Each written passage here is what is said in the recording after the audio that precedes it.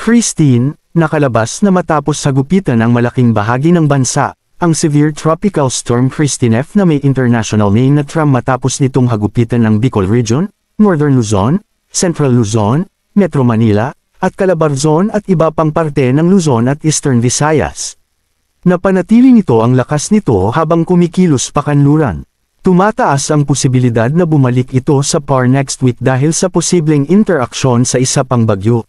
Samantala wala ng typhoon signal sa bansa, asahan na gaganda na ang panahon sa malaking bahagi ng Luzon lalo na sa lugar na unang hinigupit ni Bagyong Christine, masisilayan na ang araw sa parteng Southern Luzon at maraming baha na rin ang haupa, subside.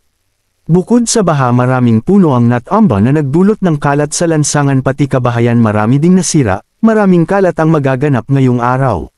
Bagyo sa labas ng PAR, lumakas at isa ng tropical storm, inaasahang papasok ng PAR sa linggo at tatawaging Leon. Tuluyan ng lumakas ang bagyo na binabantayan sa labas ng Philippine Area of Responsibility sa silangan ng Mindanao at binigyan na ito ng international na pangalan na Kungray, kaninang alas 5 ng umaga. Base sa latest forecast ng Japan Meteorological Agency, inaasahan itong gagalaw pa kanluran hilagang kanluran sa mga susunod na araw.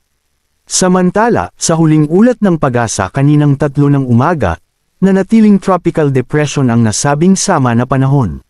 Sa ngayon ay wala pa itong direktang epekto sa ating panahon ngunit patuloy na antabayan natin ito kung may pagbabago naman sa mga forecast. Ay mga dapat malaman. 1.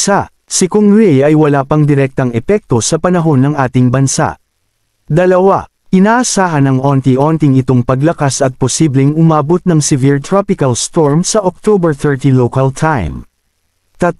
Malaki pa ang cone of uncertainty nito kaya patuloy na antabayan ang masaanang panahon na ito. 4. Tatawagan itong LIAF pag nakapasok na sa PAR. Manatiling nakatutok sa weather balita para sa bago pang update. Thank you for watching. Don't forget to subscribe.